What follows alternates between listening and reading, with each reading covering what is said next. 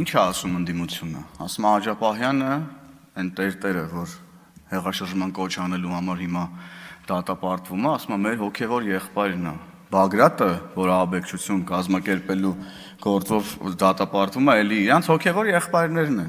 Աջապահյանը, որ գնացել էր Դաշնակցության երկիր մեդիա հարցազրույցի, իրանց ուզածը չէր ասել, եթեր չէին տվել։ Հիմա իրանց ուզածը ասելա դատվում է, եկել են այստեղ ինչ-որ բախի եթեր չեք տվել Աջապահյանի բանը հարցազրույցը, որովհետև դուք այդ մարդուն էլ եք օգտագործում, դուք առհասարակ բոլորին օգտագործում եք։ Ես հիմա էլի իհարկե ընդդիմության աթոռների հետ եմ խոսում, բայց վստահ եմ, որ իրանք լավ, շատ լավ լսում են ակաժները սրած։ Բոլորին ցավ օգտագործում են, վիշտ օգտագործում են, իրար են օգտագործում են, իրար սաղ իրար օգտագործում են։ Աջապ այդ խեղճ տերտերներից ինչ եք ուզում։ Ինչ եք ուզում։ Համոզեցիք,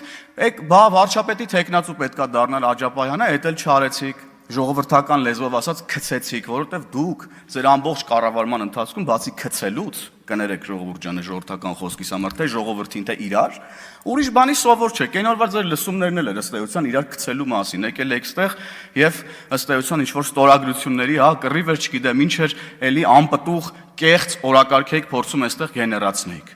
Եվ այո, պարոն Աղաջանյանի միտքը ես պետքա շարունակեմ։ Ուրեմն Տիկին Գյուրեղյանը, ով իրան դիրքավորել է որպես կրթության ոլորտի,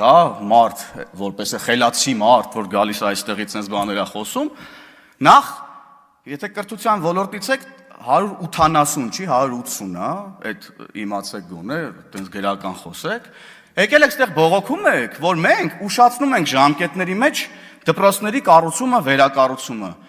Դուք Դաշնակցության ներկայացուցիչ եք, որոնք ամբողջ պատմության դասագրքերը, պատմության ֆակուլտետները, կրթությունն առհասարակ օկուպացրել են, որ խաբեն մեր ժողովրդին եւ թաքցնեն մեր ժողովրդից դաշնակների դավադիր դեմքը։ Դպրոցները եւ մանկապարտեզները սեփականաշնորհել են, ներողություն սարքել են գոմեր, իրանց համար առանձնատներ, այսօր էլ եկել են մեզ են մի հատ քննադատում, որ մի դպրոց կամ երկու մանկապարտեզ մի քիչ ժամկետների մեջ ուշացել է։ Ոչինչ։ Մենք շատ ենք ասել, նոր ենք սովորում դպրոց եւ մանկապարտեզներ սարքել, որովհետեւ դրանից առաջ դուք բոլորին սովորացրել եք, թե ոնց են դպրոցներն ու մանկապարտեզները քանդում։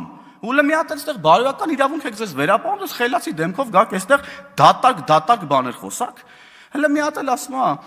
ընդդիմությունից մեկը պետք է վերականգնել հասարակության, ուրեմն վստահությունը պետական ինստիտուտների հանդեպ։